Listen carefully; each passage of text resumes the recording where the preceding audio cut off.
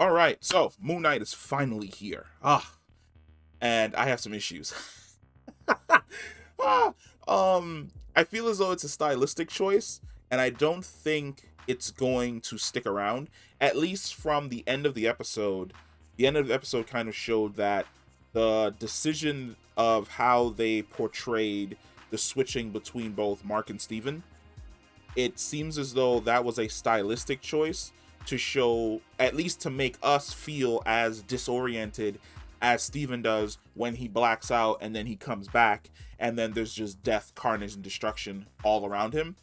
I actually wanted to see Moon Knight throw down, and we kind of got that, like I said, in the last 5 minutes where he's fighting the Egyptian devil dog, and the devil dog bursts in and it tackles him to the ground, and you're like, oh, he's getting shredded. I don't think he turned in time. And then you see the devil dog trying to like crawl its way out of the bathroom, and he just drags it back in and just starts beating on it in the ground. I'm like, yes, yes, this is the chaos that I wanted, because I was really getting frustrated early on, especially in the village part where they capture him and then he blacks out and then he comes right back and then everyone's on the floor dead. And you're like, well, I wanted to see him disarm that guy, because there's like that one guy on the ground that looked like he got worked.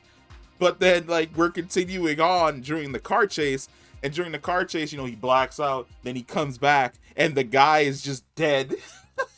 He's just dead in the back of a cupcake van, and you're like, well, how did he get sauced? Because he didn't have any weapons. I love the distinction between the both of them. Of course, Mark is essentially the mercenary, the killer, the warrior.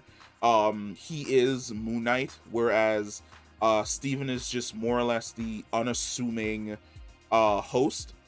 But is he the unassuming host? Because they've been dropping subtle little hints, subtle details that he may not actually be the primary host. At least from the perspective of the Scarab. The Scarab kept calling him a parasite.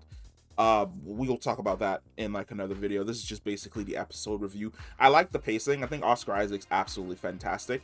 It's hilarious that people complained about the fact that he has a British accent, but then in the show itself, they actually address that when he gets that phone call and the girl on the other end is like, what's with that horrible British accent?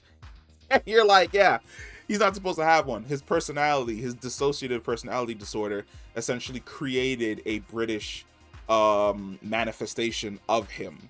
And that British manifestation of him has a shitty accent. So I like the fact that they poked fun at one of the complaints that a lot of people had. I'm not exactly sure why it's scoring so low. At least why there are so many complaints about it so soon. It's only episode 1. Typically, the way in which you feel about an episode really isn't going to settle in until probably episode 3.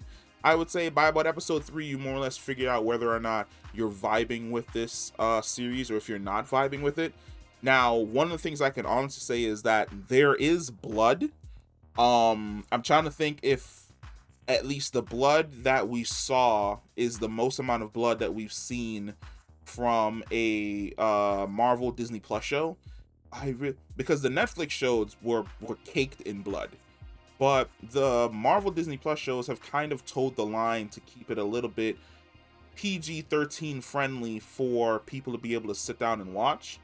In my opinion, I feel as though if you're going to be doing Moon Knight, at least from the beginning of this episode, we see him where he has a scarab, and the scarab's in his hand, there's just a bunch of blood, and then the guy in the cupcake van had the gun like shoved into his eye socket.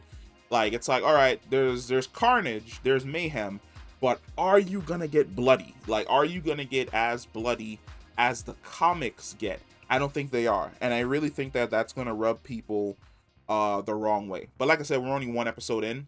Who the fuck knows?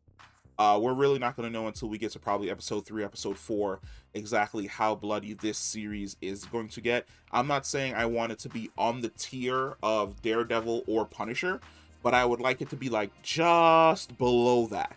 Just below that, with like good enough carnage and violence for you to enjoy, that stays pretty much true to the character. But yeah, like the first episode, I enjoyed it. There really isn't a lot to talk about. There is another video coming about the whole dissociative identity thing, where it's who's actually in control. Is it Mark or is it Steven? Who's the main personality that all of these other personalities are going to be branching off of?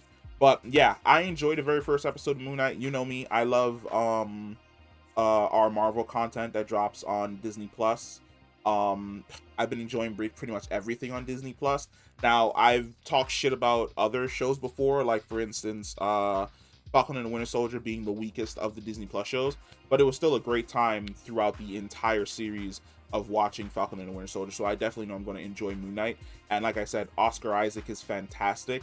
I really wasn't expecting. I was about to call him Kevin Bacon. Wow, I was really about to call him Kevin Bacon. What is his name? What is our boy's name? Because like not Josh Hartnett. From Training Day. I can't remember his name. Ethan Hawke. There we go. I didn't even have to look it up. That's pretty good on my part. But I really enjoyed Ethan Hawke as this villain that he's playing. I am not in any way, shape, or form a Moon Knight expert. I'll tell you that right now off the bat. Me, when I was growing up, major comic books that I read were DC Comics, and then on the Marvel side, it was essentially X-Men, Spider-Man.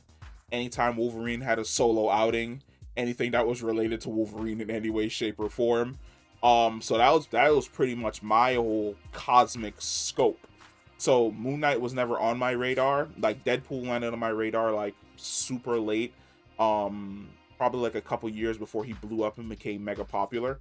But I'm going into this with open eyes. I'm excited to see where they take the character. For people who are major Moon Knight fans, comment down below. Let me know. Did you enjoy this episode? Do you think it's going to stay faithful to the series? And are you kind of cautious, but then at the same time a little bit optimistic? Do you think Disney's going to pull the trigger and make it as bloody as the comics can be? Or are you okay with basically a PG-13 Moon Knight? But yeah, that's the video. I will catch you in the next one.